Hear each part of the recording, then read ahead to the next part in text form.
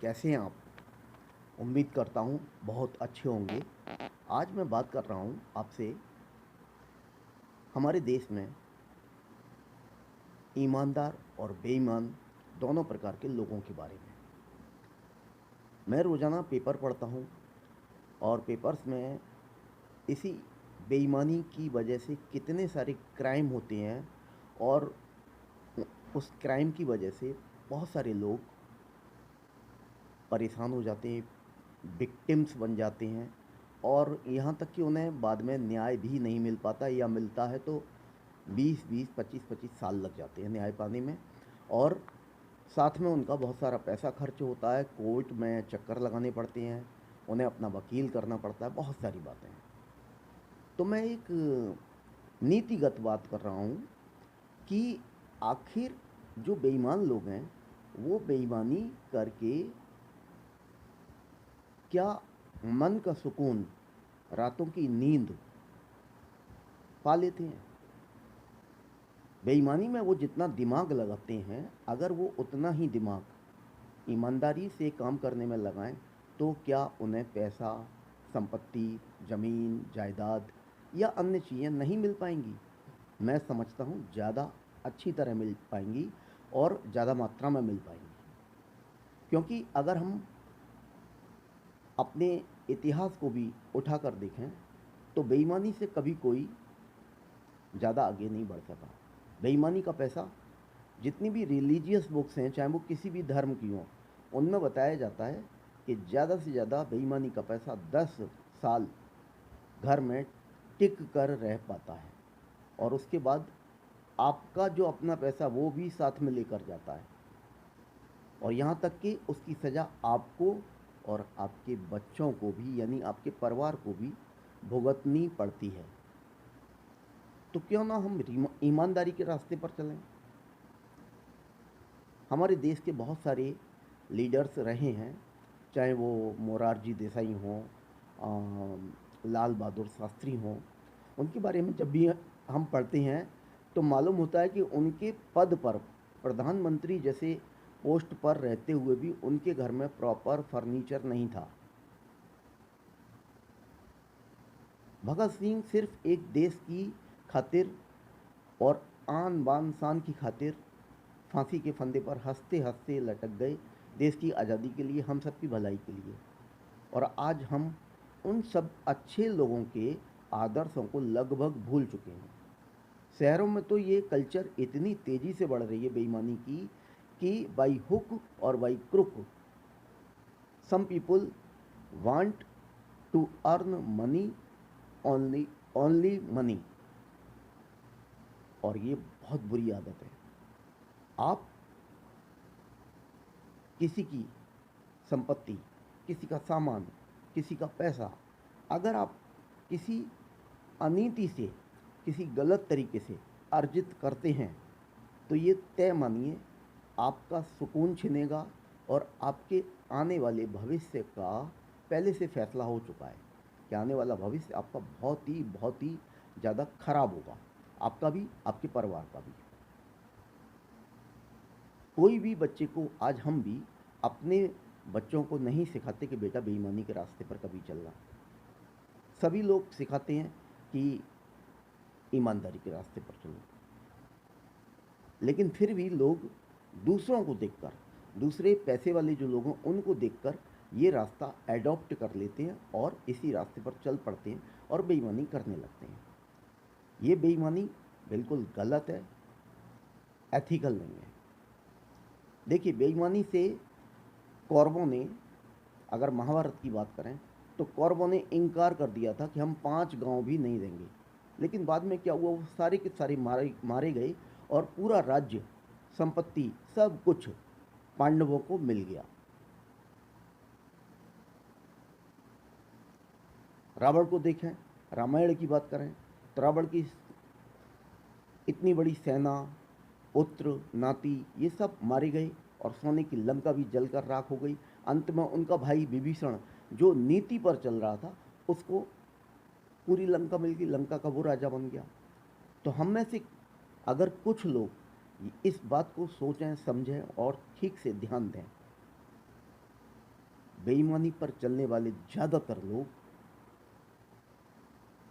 उनका अंत बहुत बुरा होता है। और शायद उस समय जब वो वेंटिलेटर पर होते हैं तो उन्हें, केवल बेईमान लोगों की बात कर रहा हूँ मैं, उस समय उन्हें अपने कर्माज याद आते हैं और बहुत सारा पैसा खर्च करने के बाद भी वो लोग बच नहीं पाते। बड़ी बुरी मृत्यु उन्हें नसीब होती है। बड़े दुखी मन से ये मैं वीडियो बना रहा हूँ।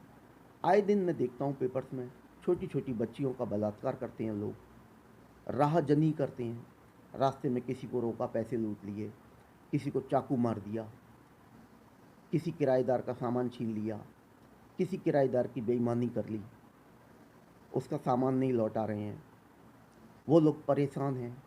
वो सोचते हैं कि अरे इनके घर में कौन है, इनके घर में तो केवल माँ बेटी और भाई तो है नहीं, और पापा इनके हैं नहीं, तो वो सोचते हैं कि हम जो चाहेंगे वो कर लेंगे।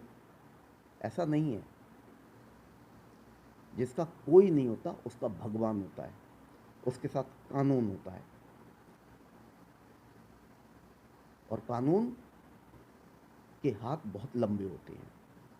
और जब कानून से वो व्यक्ति अगर किसी तरह अपने दाव पेच लगाकर बच जाता है तो गॉड उस व्यक्ति को, उस बेईमान व्यक्ति को, उस दुष्ट व्यक्ति को, उस नालायक व्यक्ति को इतनी बड़ी सज़ा देता है भविष्य में, जिस सज़ा का वो शायद हकदार था या नहीं ये तो नहीं कह सकते, लेकिन सज़ा बहुत बड़ी मिलती है।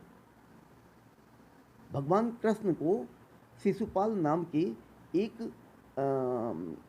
कंस के कोई वो थे मिलने वाले, तो उन्होंने गालियाँ देना शुरू किया। भगवान कृष्ण ने कह दिया कि ठीक है, तेरी 100 गलतियाँ माफ़ हैं, तेरी 100 अब्यूज मैं माफ़ करूँगा, जैसे ही 100 हो जाएंगी फिर बेटा देखना क्या करता हूँ मैं। उसे ध्यान भी नहीं रहा और वो उनके बारे में अब्यूज करता रहा, और 100 होते ही भगवान कृष्ण ने अपना सुदर्शन चक्र छोड़ दिया और उसका सिर कटकर गिर गया। आज हम में से बहुत सारे लोग ये सोचते हैं कि ये सब मिथोलॉजिकल स्टोरीज हैं, ये काल्पनिक हैं। भाई साहब, ये काल्पनिक नहीं है। जेल में प्रिजनर्स जब परेशान होते हैं, मेंटली अपसेट हो जाते हैं, जेलर पूछता है क्या बात है, क्या परेशानी है, साइकोलॉजिस्ट को बुलाया जाता है, वो कहता है इन्हें गीता दो, और गीता जब वो पढ़ते हैं तो उन्हें सुकून मिलता है और वो मेंटली फिट हो जाते हैं, क्योंकि गीता में इतनी बड़ी ताकत है। आज हम गाय, गीता, गंगा, लगभग इन सभी चीज़ों का आदर करना भूल चुके हैं। तो आप जब किसी अच्छी चीज़ का आदर करना भूल जाओगे, आप भगवान को सिर्फ माला जपने से कुछ नहीं होता, कि भगवान को मानते भी हो और बुरे कर्म भी करते हो तो भगवान आपकी कभी मदद नहीं करेंगे। ये हो ही नहीं सकता कि आप बुरे कर्म करते रहो और आप बहुत बड़ी सफलता भी हासिल कर लो। दूसरे की बद्दुआ लेकर मत जियो भाई साहब। बद्दुआ में और दुआ में बहुत ताकत होती है। बद्दुआ आह बन जाती है और वो आह लोहे को भी भस्म कर देती है, इतनी ताकत होती है उसमें। कबीरदास ने अपने एक दोहे में भी लिखा है, जितने भी बेईमानी पर चलने वाले लोग हैं उनको सिर्फ मैं ये एक मैसेज देना चाहता हूँ कि आप प्रैक्टिकल वे में देखो और अपने आसपास के लोगों का इतिहास देखो, अपने से बड़े लोगों का देखो, उनसे पूछो कि आपने भाई साहब बेईमानी की लेकिन आज आपका पतन हो चुका है, क्या कारण रहे। तो वो यही बताएंगे कि मैंने दूसरे की संपत्ति जबरन हासिल की और आज मुझे इसका एंड बहुत बुरा देखना पड़ रहा है। मैं अपना वीडियो यहीं समाप्त करता हूँ। दोस्तों, मैंने जो वीडियो बनाया बेईमानी ईमानदारी के बारे में, इसके बारे में आपके क्या विचार हैं प्लीज़ मुझे कमेंट करके बताइएगा। और मैं चाहता हूँ देश में हमारे में खुशहाली हो। राम राज्य तो शायद इस कलयुग में कभी नहीं आ सकता, लेकिन फिर भी हम एक पीसफुल, शांतिपूर्ण वातावरण में हम सभी रहें, क्राइम कम से कम हो और शांति से हम सभी लोग रहें, हिंदू मुस्लिम सिख ईसाई सभी लोग शांति से रहें और एक दूसरे के साथ कंधे से कंधा मिलाकर आगे बढ़ें, प्रतिस्पर्धा करें, कंपटीशन करो, लेकिन किसी का गला काट कर मत करो कि किसी का गला काटा, उसकी संपत्ति छीन ली। ये बिल्कुल गलत है। थैंक यू दोस्तों, हैव ए नाइस इवनिंग। आप मुझे बताइएगा, और प्लीज़ मुझे मेरी वीडियो अच्छी लगे तो लाइक कीजिए और कमेंट ज़रूर कीजिएगा। मुझे आपके कमेंट्स का बेताबी से इंतज़ार रहता है। थैंक यू दोस्तों, thank you, thanks a lot.